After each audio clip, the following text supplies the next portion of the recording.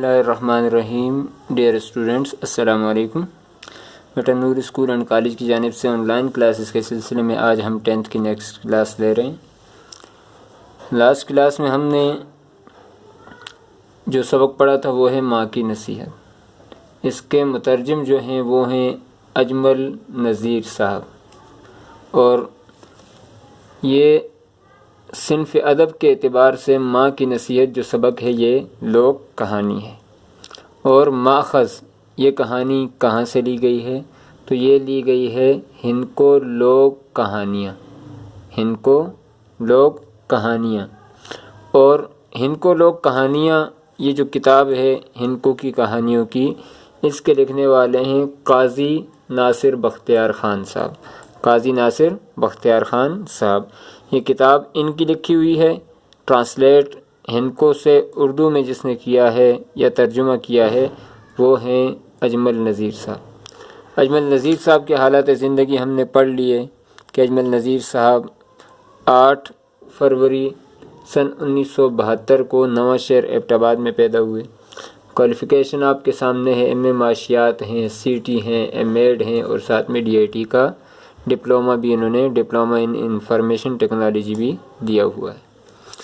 اب آ جاتے ہیں لوک کہانی کسے کہتے ہیں، تو ہم نے آپ کے سامنے لکھا ہوا ہے کہ لوک کہانی سے مراد وہ عوامی کہانی ہے جو عوام میں مروج ہو، یعنی جس کا رواج عوام میں پایا جاتا ہو، اور یہ سینہ بسینہ اور نسل در نسل چلتی ہے۔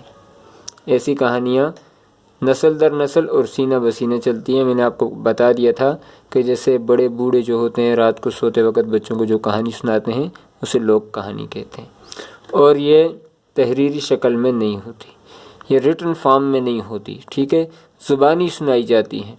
اور یہ بھی ذہن کے اندر رکھیں کہ ہو سکتا ہے کہ ایک ہی کہانی ہو لیکن ایک علاقے میں ایک کیریکٹر کا نام کچھ اور ہو، دوسرے میں دوسرا ہو سکتا ہے، تو تبدیلی آتی جاتی ہے علاقوں کی تبدیلی کے ساتھ۔ اس طریقے سے ضعیف الاعتقادی، اس میں ضعیف الاعتقادی کی باتیں ہوتی ہیں، یعنی عقیدے کا ضعف یا کمزوری اس کے اندر ہوتی ہے۔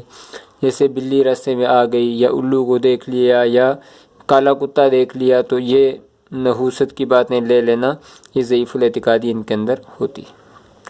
تو ہمیں بیٹا اب ہم اپنی جو ہم نے سبق پڑھا تھا اس کی طرف چلتے ہیں۔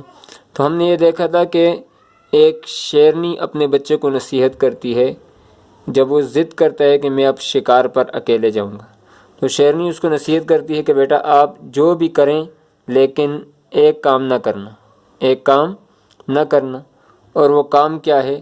انسان کا شکار نہ کرنا۔ بیٹا کہتا ہے کیوں؟ وہ کہتی ہے کہ انسان زیرک، عقل مند اور دانا ہوتا ہے، اس سے بچ کے رہنا۔ اب جب یہ نکلتا ہے تو خود سر ہوتا ہے، جوانی ہوتی ہے، تو اپنے ان خیالات کو لے کر نکلتا ہے کہ سب سے پہلے میں انسان ہی کا شکار کروں گا۔ اب سب سے پہلے اس کی نظر ایک اونٹ پر پڑ جاتی ہے، اونٹ پر پڑتی ہے، اس نے چونکہ جانور تو دیکھے نہیں ہوتے، وہ سمجھتا ہے کہ یہ اونٹ ہی انسان ہے، آواز دیتا ہے کہ میں تمہیں ہلاک کرنے آیا ہوں، آؤ مجھ سے پنجہ آزمائی کرو۔ تو اونٹ کہتا ہے کیوں؟ وہ کہتا ہے سب سے پہلا شکار انسان کا کروں گا۔ اب جب یہ بات اونٹ سے کہتے ہیں تو اونٹ کہتا ہے بھائی میں تو اونٹ ہوں، میں انسان نہیں ہوں۔ پھر اس سے کہتا ہے کہ انسان کیسا ہوتا ہے؟ وہ کہتا ہے انسان وہ ہے جو مجھے لے کر جاتا ہے اور مجھ پر سواری بھی کرتا ہے، مجھ پر بوجھ بھی ڈالتا ہے، میرا دودھ بھی دوتا ہے، اور اس کے بعد قربانی کر کے مجھے کھا بھی جاتا ہے۔ انسان بڑا طاقتور ہے۔ کہتا ہے کہاں ملے گا؟ کہتے ہیں جنگل میں جاؤ کہیں مل جائے گا۔ آگے جاتا ہے تو اسے ایک ہاتھی مل جاتا ہے۔ اب ہاتھی میاں کو یہ سمجھتا ہے کہ یہ بھی انسان ہے، تو للکار کر کہتا ہے کہ او میری بات سن، میں تجھ سے لڑنے آیا ہوں۔ ہاتھی کہتا ہے کہ بھائی مجھ سے کیوں لڑنے آیا ہو؟ کہتا ہے کہ میں پہلا شکار انسان کا کروں گا۔ تو ہاتھی کہتا ہے میں ہاتھی ہوں، انسان نہیں۔ پھر وہ کہتا ہے کہ انسان کیسا ہوتا ہے؟ تو ہاتھی کہتا ہے انسان وہ ہوتا ہے جو مجھ جیسے بڑے جانور کو بھی سواری کے لیے راضی کر لیتا ہے اور مجھ پر سواری کرتا ہے، مجھ پر بوجھ ڈالتا ہے، مجھے اپنا فرما بردار بنا لیتا ہے۔ اب جب یہ باتیں ہو رہی ہوتی ہیں تو ہاتھی سے پوچھتا ہے کہ انسان کہاں ہے؟ تو ہاتھی اس سے کہتا ہے کہ انسان جو ہے وہ تجھے آگے جنگل میں مل جائے گا۔ اتنے میں ایک درخت کاٹنے کی آواز آتی ہے۔ درخت کاٹنے کی آواز جیسے ہی ہاتھی سنتا ہے کہتے ہیں کہ یہ جو درخت کٹ رہا ہے یہ درخت ہو نہ ہو انسان ہی کاٹتا ہے، تم جاؤ تمہیں وہاں پر انسان مل جائے گا۔ تو اب اس سے آگے بک کے اندر مصنف کس انداز میں ہمیں آگے کہانی سناتے ہیں، آئیں اب کتاب کے اندر آگے کہانی کو پڑھتے ہیں۔ اب جب ہاتھی نے بھی بتا دیا کہ میں انسان نہیں ہوں، ٹھیک ہے جی، اور اونٹ نے بھی بتا دیا میں انسان نہیں ہوں، اب انسان کہاں ملے گا؟ اس تجسس میں آواز آ رہی تھی درخت کے کاٹنے کی۔ اب درخت کے کاٹنے کی آواز آ رہی تھی تو ہاتھی نے کہا کہ جو درخت کٹ رہا ہے یہ انسان ہی کاٹ رہا ہے۔ شیرنی کا بچہ آواز کا پیچھا کرتے ہوئے آگے چل پڑا۔ درخت کے قریب سے انسان ہی ملا جس کی دم نہیں تھی اور قد بھی بڑا تھا۔ شیرنی کے بچے کو انسان اونٹ یا ہاتھی سے زیادہ طاقتور دکھائی نہ دیا، کیونکہ اونٹ بھی جسامت کے اعتبار سے بہت بڑا ہوتا ہے اور ہاتھی بھی، لیکن جس درخت کو وہ کاٹ رہا تھا وہ آسمان سے باتیں کرتا تھا، اور اس کا گہرا یعنی چوڑائی بھی انسان کی جسامت جسم سے کہیں زیادہ موٹا تھا۔ شیرنی کا بچہ اسے اتنا بڑا اور موٹا درخت کاٹتے ہوئے دیکھ کر دل ہی دل میں خوفزدہ ہوا، لیکن اپنے ارادے سے پیچھے ہٹنے کو تیار نہ ہوا۔ اس نے انسان کو للکارنا میں نے پہلے آپ کو معنی بتا دیا، آواز دی، ٹھیک ہے جی، او انسان میرے ساتھ مقابلے کے لیے تیار ہو جا، آج میں تم کو مار ہی کر دم لوں گا، سانس لوں گا۔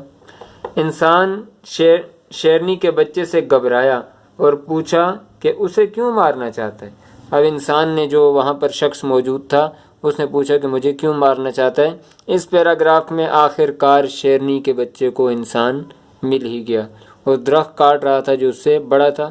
اب اسے انسان ہاتھی یا اونٹ جیسا تو معلوم نہیں ہوا، لیکن اس وجہ سے شیرنی کا بچہ ڈر گیا کہ اپنے سے بڑی چیز کو کیسے کاٹ رہا ہے۔ شیرنی کا بچہ بولا، مجھ کو میری ماں نے منع کیا تھا، روکا تھا کہ انسان سے بچنا، انسان بڑا چالاک اور خطرناک ہوتا ہے، لیکن میں نے خود سے عہد کر رکھا، وعدہ کہ پہلا شکار انسان کا ہی کروں گا، لہٰذا تم میرے ساتھ مقابلے کے لیے تیار ہو جاؤ۔ اب للکار رہا ہے کہ آ جاؤ مقابلہ کرو۔ انسان گھبرایا، لیکن اس نے سوچا کہ یہ جذباتی ہے، اس کو کسی تدبیر، ٹھیک ہے جی، سے ہی زیر کرنا ہرانا پڑے گا۔ اس نے کہا، تم اپنی ماں سے شکار کا پوچھ کر آئے ہو، لیکن میں نے اپنی ماں سے شکار کی اجازت نہیں لی، اگر تم مجھے موقع دو تو میں اپنی ماں سے اجازت لے کر آؤں۔ اب یہ ہیلے سے اور بہانے سے اسے پھانسنے کی کوشش کر رہا۔ شیرنی کا بچہ اس کی باتوں میں آ گیا اور بولا، ٹھیک ہے، جاؤ اور اجازت لے کر جلدی واپس آؤ تاکہ میں تمہارا مقابلہ کر سکوں۔ اب دیکھیں کہ انسان اس کو گھیرنے کے لیے کیا کر رہا ہے۔ انسان نے سوچا کہ یہ بیوقوفی پر اتر آیا ہے، کیوں نہ اس کی بیوقوفی سے فائدہ اٹھایا جائے۔ اس نے کہا، دیکھو، کل بھی ایک شیر میرا مقابلہ کرنا چاہتا تھا، لیکن جب میں اپنی ماں سے اجازت لے کر آیا تو وہ بھاگ چکا تھا، کہیں تم بھی مجھ سے ڈر کر بھاگ نہ جاؤ۔ اب دیکھیں، انسان اس کو تدبیر کے ذریعے پھنسانے کی کوشش کر رہے، عقل کا استعمال کر رہے ہیں۔ شیرنی کا بچہ بولا، میں تم سے نہیں ڈرتا، جاؤ اور جلدی اجازت لے کر واپس آؤ۔ انسان نے کہا، دیکھو، پرسوں بھی ایک شیر یہی کہہ رہا تھا، ایک کل اور ایک پرسوں یہی کہہ رہا تھا، لیکن جب میں واپس آیا تو وہ ڈر کے مارے بھاگ چکا تھا۔ اگر تم پسند کرو تو میں تمہیں رسی کی مدد سے درخت کے ساتھ باندھ دوں تاکہ تم بھاگ نہ سکو، اور پھر میں واپس آ کر تمہیں کھول دوں اور دونوں مقابلہ کریں گے۔ اب تدبیر کیا، لڑائی کے، اس کو رسی کے ساتھ باندھنے کی کوشش کر رہا ہے تاکہ پھر اس کے بعد اسے سزا دی جائے یا قتل کر لے۔ شیرنی کا بچہ انسان کی باتوں میں آ گیا اور کہا، ٹھیک ہے، اگر تمہیں اس سے تسلی ہوتی ہے تو مجھے باندھ لو۔ انسان نے اسے مضبوطی کے ساتھ رسی کی مدد سے درخت کے ساتھ باندھا اور کلہاڑی ہاتھ میں اٹھا کر اس کا کام تمام کرنے لگا۔ کام تمام کرنا، مارنا، ٹھیک ہے جی۔ شیرنی کا بچہ چلایا، شور کیا اور کہا، یہ کیا کر رہے ہو تم؟ مجھے ماں سے اجازت لیے بغیر کیسے مار سکتے ہو؟ اور وہ بھی رسیوں سے باندھ کر۔ انسان بولا، تمہیں ماں نے نصیحت کی تھی کہ انسان طاقتور اور چالاک ہے، لیکن تم ماں کی نصیحت کو بھول کر میرے ساتھ لڑنے کے لیے آ گئے۔ جو لوگ ماں کا کہا نہیں مانتے وہ اسی طرح نقصان اٹھاتے ہیں۔ اب یہاں پر یہ دیکھیں، بہت اہم بات آپ کے سامنے آئی کہ جو لوگ ماں کا کہا نہیں مانتے وہ لوگ نقصان اٹھاتے ہیں۔ ماں کی نصیحت ہی میں اولاد کی بلائی اچھائی ہے۔ جو لوگ ماں کی نصیحت پر عمل نہیں کرتے ان کا انجام یہی ہوتا ہے۔ اس نے شیرنی کے بچے پر کلہاڑے سے زوردار وار کیا اور اسے ہلاک کر دیا۔ اب آخری پیراگراف کے اندر آپ دیکھیں کہ شیرنی کا بچہ انسان کو کہتا ہے کہ آپ مجھے نہ ماریں کیونکہ آپ نے ابھی اپنی ماں سے اجازت نہیں لی ہے۔ تو شیرنی کے بچے کو انسان کیا نصیحت کرتا ہے کہ میں نے اپنی ماں سے اجازت نہیں لی شکار کی، لیکن آپ نے بھی تو اپنی ماں کا کہا نہیں مانا کیونکہ آپ کی ماں نے آپ کو روکا تھا کہ انسان سے لڑائی نہیں کرنی اور انسان کا شکار نہیں کرنا ہے، اور آپ نے اپنی ماں کے ساتھ کیا ہوا وعدہ بھلا دیا۔ اب اپنی ماں سے وعدہ پورا نہ کرنے کی پاداش میں آپ کو سزا ملے گی، اور وہ انسان اسے کلہاڑے سے وار کر کے قتل کر دیتا ہے۔ تو بیٹا آج کے سبق کے اندر ہم نے جو اہم پوائنٹس پڑھے، اب پورے کے پورے اس سبق کے اندر جو مین پوائنٹس تھے وہ آپ کے سامنے لکھے ہوئے ہیں۔ پہلی بات تو یہ کہ سبق کا نام ہے ماں کی نصیحت، اور مترجم ہے اس کے اجمل نذیر صاحب۔ صنف ادب کے اعتبار سے لوک کہانی ہے اور ماخذ ہے ہنکو لوک کہانیاں، ٹھیک ہے جی۔ اور اس کتاب کو لکھنے والے، جہاں سے یہ ماں کی نصیحت لوک کہانی لی گئی ہے، اس کو لکھنے والے کا نام ہے قاضی ناصر بختیار خان صاحب۔ اس کے بعد لوک کہانی کسے کہتے ہیں؟ وہ کہانی جو کسی علاقے میں مشہور ہوتی ہے، عوام کے اندر اس کا رواج ہوتا ہے اور وہ سینہ بسینہ چلتی رہتی ہے، ریٹن شکل میں موجود نہیں ہوتی ہے، اور اس میں علاقے کی مناسبت سے تبدیلی ہوتی رہتی ہے۔ کیریکٹرز تبدیل ہو سکتے ہیں، کئی لوگ ایک ہی کہانی سنائیں لیکن اس میں ایک کیریکٹر کا نام عبداللہ ہو، دوسرے میں افراسیاب ہو، تیسرے میں سائم ہو، کچھ بھی نام اس کے ہو سکتے ہیں۔ ضعیف الاعتقادی ان کے اندر پائی جاتی ہے، یہ بات ذہن کے اندر رکھیں۔ پھر اس کے بعد آ جاتے ہیں آج کا جو ہمارا سبق ہے، اس کے اندر کون سی بنیادی باتیں ہیں۔ پہلی بات تو یہ ہے کہ شیرنی نے اپنے بچے کو کیا نصیحت کی تھی؟ تو شیرنی نے اپنے بچے کو نصیحت کی تھی کہ بیٹا آپ انسان کا شکار نہ کرنا۔ اس نے کیا وعدہ کیا؟ شیرنی کے بچے نے ماں سے یہ وعدہ کیا کہ میں آپ کے ساتھ وعدہ کرتا ہوں کہ میں کسی انسان کا شکار نہیں کروں گا۔ پھر اس کے بعد آ جاتا ہے اونٹ۔ جب وہ شکار کے لیے نکلتا ہے تو ذہن کے اندر یہی بات لے کر نکلتا ہے کہ میں اب سب سے پہلے انسان ہی کا شکار کروں گا، ماں سے کیا گیا وعدہ بھول جاتا ہے۔ اب جب اونٹ کے ساتھ اس کی ملاقات ہوتی ہے تو اونٹ کے ساتھ ملاقات ہونے کے بعد وہ یہ سمجھتا ہے کہ یہ اونٹ انسان ہے، کیونکہ اس نے اونٹ بھی اس سے پہلے نہیں دیکھا ہوتا۔ جب اس نے اونٹ نہیں دیکھا ہوتا تو وہ سمجھتا ہے انسان ہے۔ وہ کہتا ہے میں تجھ پر حملہ کروں گا اور تجھے ہلاک کروں گا۔ اونٹ کہتا ہے بھائی میں اونٹ ہوں، انسان نہیں ہوں۔ کہتا ہے انسان کیسا ہوتا ہے؟ تو اونٹ کہتا ہے کہ انسان طاقتور ہوتا ہے، مجھے اپنا غلام بنا کر رکھتا ہے، مجھ پر بوجھ لادتا ہے، میرا دودھ دوتا ہے اور میری قربانی کر کے پھر مجھے کھا بھی جاتا ہے۔ کہتا ہے انسان کدھر ملے گا؟ کہتا ہے جاؤ جنگل میں مل جائے گا۔ آگے جاتے ہیں تو ہاتھی میاں مل جاتے ہیں۔ ہاتھی سے پوچھتا ہے کہ انسان کیسا ہوتا ہے؟ ہاتھی اس کو بڑی زبردست شناخت کراتا ہے کہ انسان جو ہے وہ بندر کی طرح ہوتا ہے، وہ جو سامنے درخت پہ بندر ہے کہتا ہے اس کی طرح ہوتا ہے، لیکن اس کی دم نہیں ہوتی، وہ بڑا ہوتا ہے اور طاقتور ہوتا ہے۔